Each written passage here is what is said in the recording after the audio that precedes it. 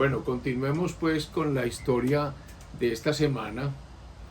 Estábamos en el gobierno Olaya Herrera, pero hay que contextualizar, como hemos insistido permanentemente en este programa, porque es que la historia de Colombia no es aislada de lo que pasa en el mundo. Y ese periodo entre guerras, porque ese es el periodo de Olaya, que abre la boca al periodo de Alfonso López Pumarejo.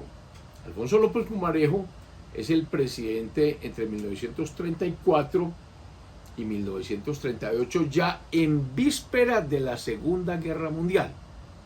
En vísperas de la Segunda Guerra Mundial, que comienza en septiembre de 1939. Entonces,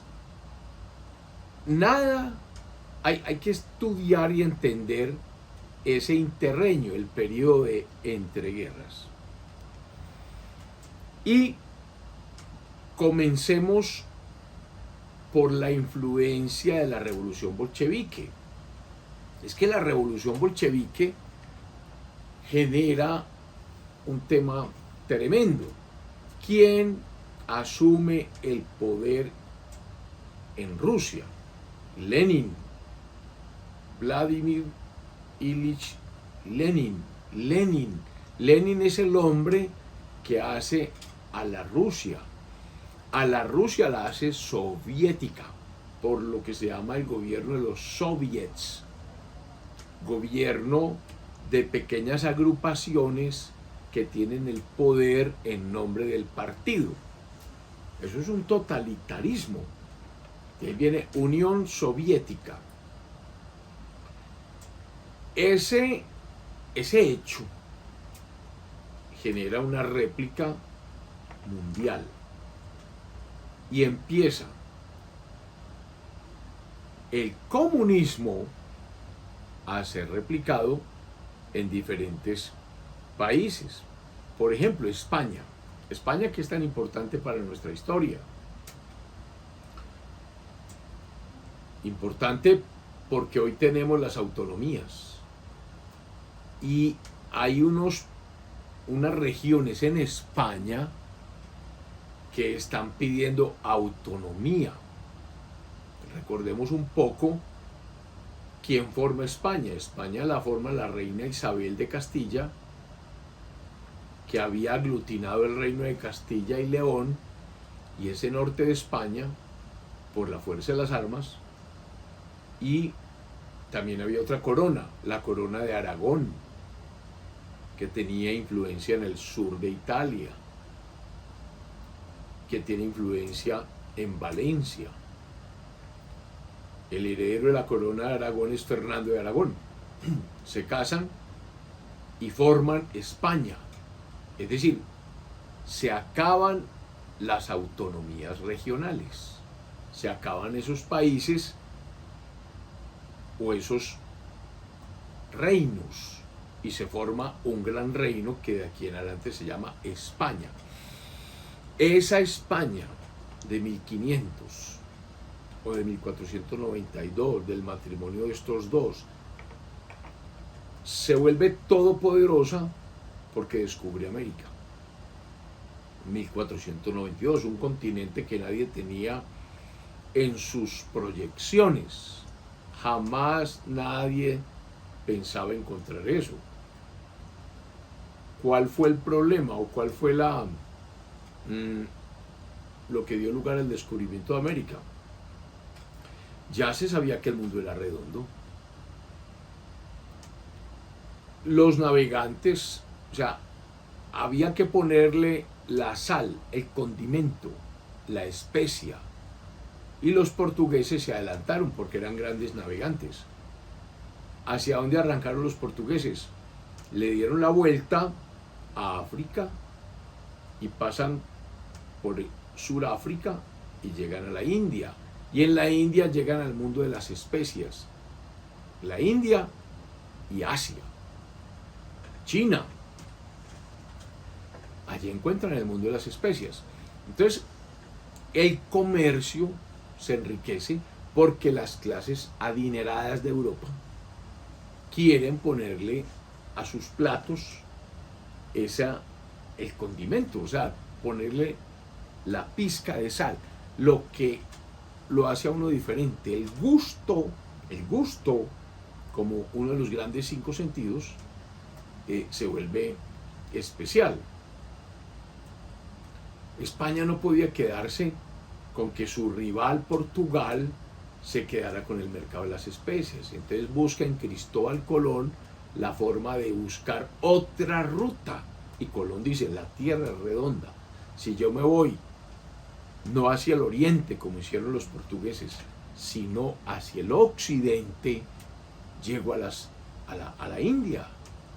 Llego a la India. Esa es la ruta. Y entonces ese es el viaje que sufragan los reyes católicos. Y viene la leyenda de la prenda que da de sus joyas la reina Isabel, porque tampoco tenía mucho dinero, porque estaba enfrascada en evacuar a los moros de España. Estaban en esa guerra. Pero sin embargo financian los barcos de Colón, las famosas 3 carabelas, la Niña, la Pinta, la Santa María, y sale Cristóbal Colón hacia el occidente. Y él pensó que había llegado a la India, por eso nosotros llamamos indios a los indígenas. Estaba convencido. Colón hizo 4 viajes y nunca supo que había llegado a otro continente. Estaba convencido que había llegado a las Indias. Por eso nuestra Cartagena se llama Cartagena de Indias, y por eso en la zarzuela Los Gavilanes, por ejemplo, se habla de Juan el Indiano, y todos iban a las Indias. Pues resulta que un cartógrafo, Américo Vespucio, se dio cuenta que era un nuevo continente, y por eso América se llama América, por Américo Vespucio. Se debió haber llamado Colombia, por Cristóbal Colón. Por eso nuestro país se lleva ese mérito de, en lugar de llamarse Nueva Granada, se llama Colombia, en honor a Cristóbal Colón. Todo este cuento llega simplemente a recordar, una vez más, que España era una unión de regiones, una unión de estados. Los Países Vascos al norte, con un idioma, con unas costumbres de los vascos allá, donde está Bilbao, que se sienten distintos. Recuerden la famosa ETA, la organización terrorista que promovieron para que España reconociera su identidad. Los vascos, los gallegos, Galicia, allá al noroccidente de España, en aquella punta, los gallegos, también en menor medida que los vascos, pero también tenían unas costumbres y ellos querían ser gallegos. Un gallego famoso, Franco, el generalísimo de España, Francisco Franco, era gallego. Y nada más y nada menos que los catalanes. O sea, capital Barcelona, los catalanes, esos manejan otro concepto de autonomía tremendo. Entonces, esos pueblos terminan unidos en la corona de España, la unidad de España, pues en esta época de que estamos hablando, ya siglo XX, con revolución bolchevique, esos territorios quieren volver a ser lo que fueron y empiezan a reclamar autonomía. No quieren saber más de esa unidad que, en palabras de ellos, fue ficticia, creada por los reyes católicos, Fernando e Isabel. Ese bolchevismo, ese comunismo de la Rusia, que se vuelve Unión Soviética, impacta a España. Y entonces se fundan 3 partidos comunistas. Ojo, en España entra fuertemente el comunismo. Por ejemplo, el 15 de abril de 1920, la Federación de Juventudes Socialistas, que hacían parte del PSOE, Partido Socialista Obrero Español, que hoy es el que gobierna España, el que disputa siempre con el Partido Popular las elecciones modernas, el PSOE, pues las juventudes se separan y no ven en el PSOE que estén debidamente representadas por el ardor de la juventud, por lo que está pasando en Rusia, porque allá sí hay un verdadero comunismo, sabiendo que la puerta de entrada del comunismo es el socialismo, y entonces se une esa Federación de Juventudes Socialistas a las Comintern. ¿Qué son las Comintern? Esos congresos internacionales. Es que recordemos la frase de Marx: proletarios de todos los países unidos. Marx habla de una lucha de clases, no de una lucha de países. A Marx le parece que los países que disputan entre sí es peleando obreros contra obreros. Ese es el cambio que produce Marx. Y eso hacen las Comintern, una unión de lucha de clases. Entonces, capitalismo contra comunismo, proletarios de todos los países unidos. Entonces, en España empieza unos movimientos al interior de España bien importantes. Un sector del PSOE se constituye en Partido Comunista Obrero Español. No le sirve ya el PSOE, no le sirve el socialismo. Eso fue el 13 de abril de 1921. Lo que quedaba de las Juventudes Socialistas se transforman en Federación de Juventudes Comunistas. Abril de 1921 también. Entonces hay una refundación, no solamente del PSOE.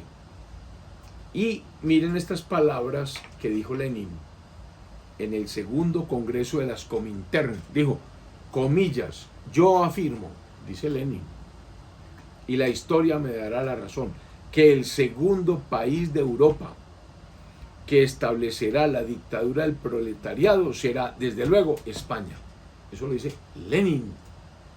Entonces, España es un país bien interesante para analizar, porque España no participó en la Primera Guerra Mundial, ni participó en la Segunda Guerra Mundial.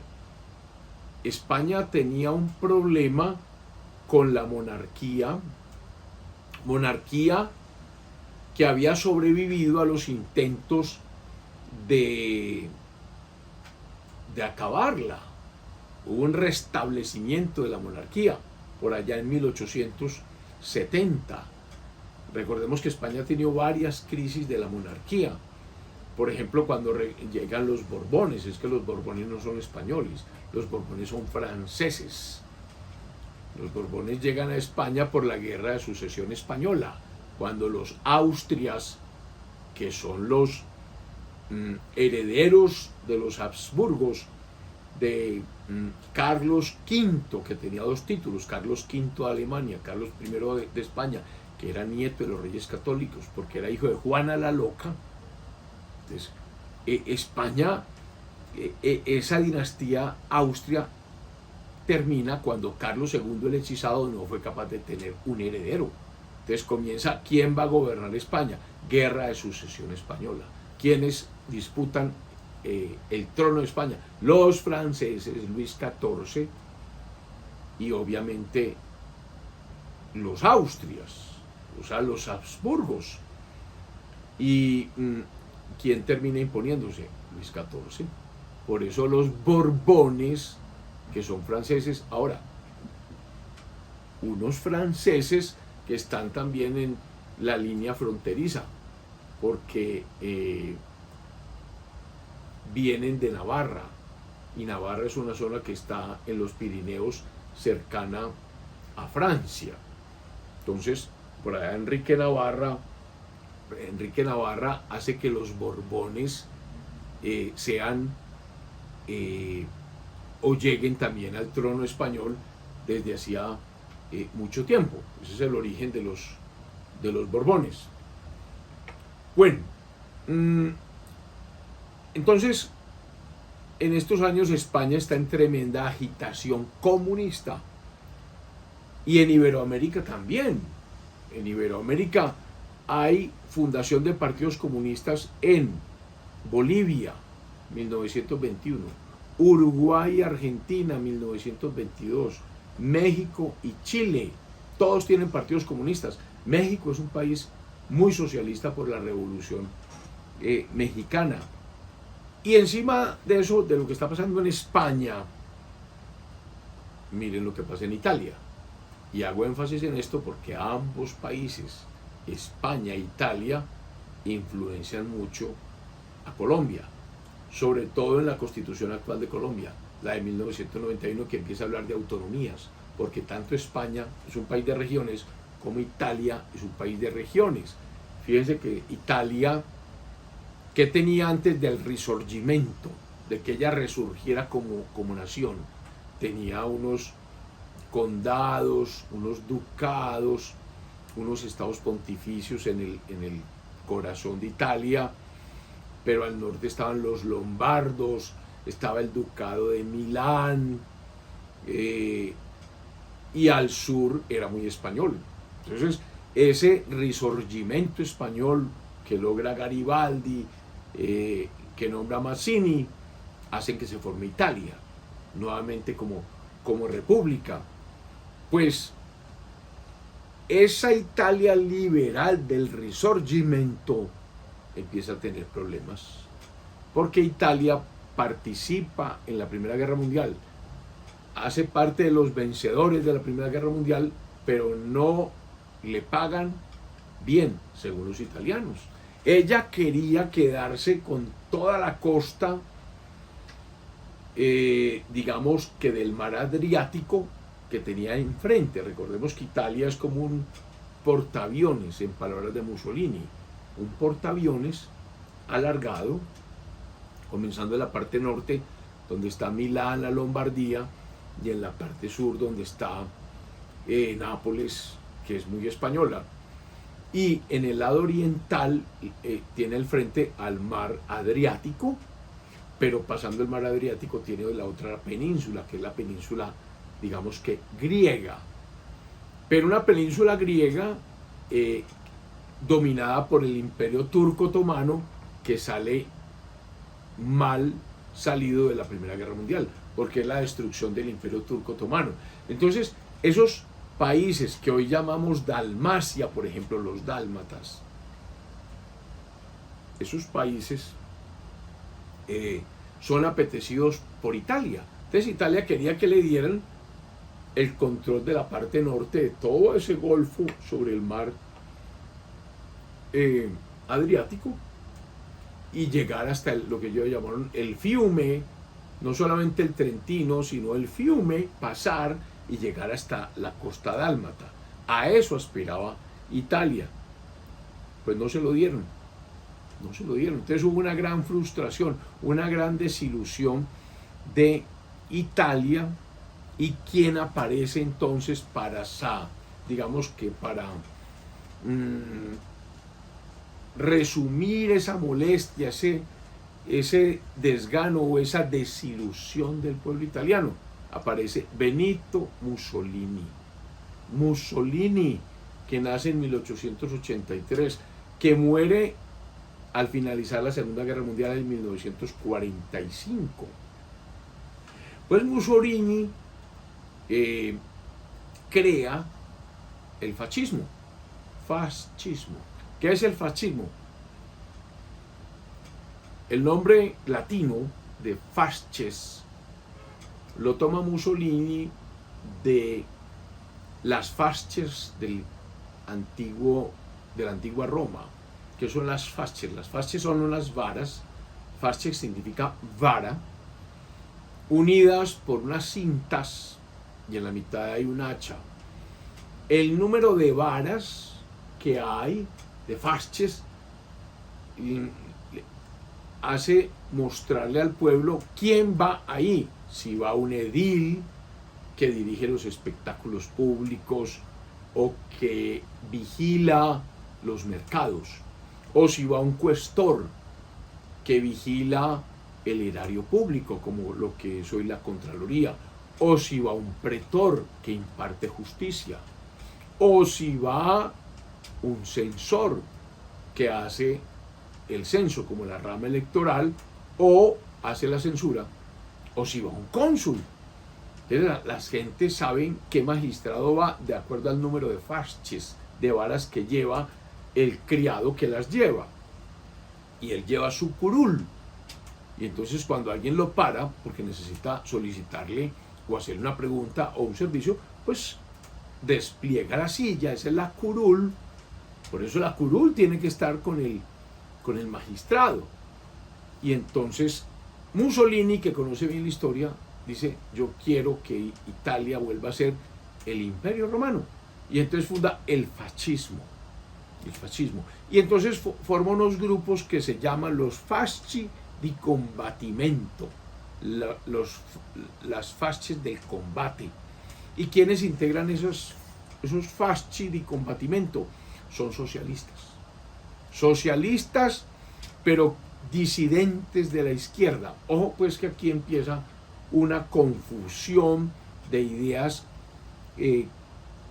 comunistas, y entonces estos disidentes de esa izquierda buscan acomodo en este partido que está armando Mussolini. También hacen parte de él sindicalistas revolucionarios, campesinos y gente que no tiene trabajo, los parados. Y entonces él empieza a formar eso. Mussolini nació en una ciudad que se llama Dovia di Predapio, en la Emilia Romagna, el 29 de julio del 83. Su nombre, sus papás eran cultos, porque miren el nombre que le pusieron, Benito, ¿en honor de quién? De Benito Juárez, que era un revolucionario mexicano, de la Revolución Mexicana. Inicialmente fue un socialista, por eso digo yo que siempre los extremos se tocan. Tanto el fascismo como el comunismo son socialistas.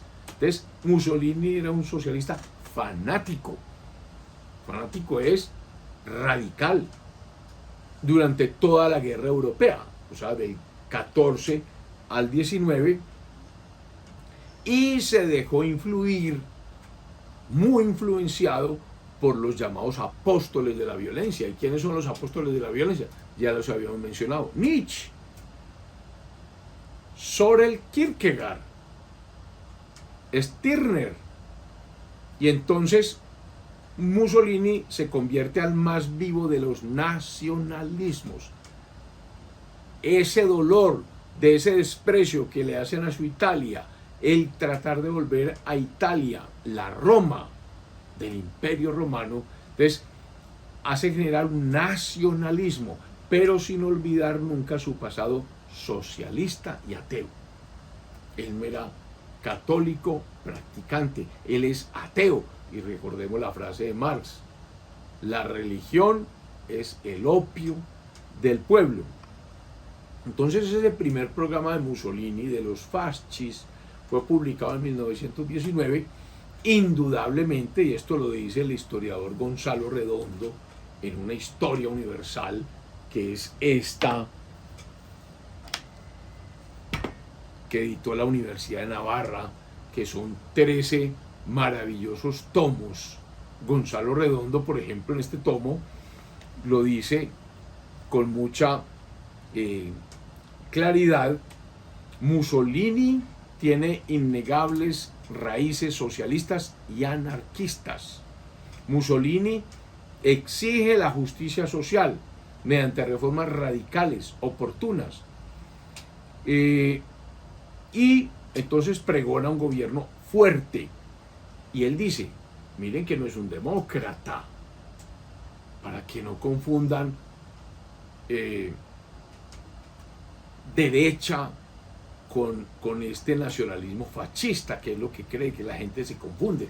La gente cree que las derechas son los fascistas. No. Esto es un gobierno que no es democrático, porque aspira a la eliminación de los partidos políticos. Y cuando uno aspira a la eliminación del partido político, va dirigiendo todo a la dictadura. Aquí mando yo y punto.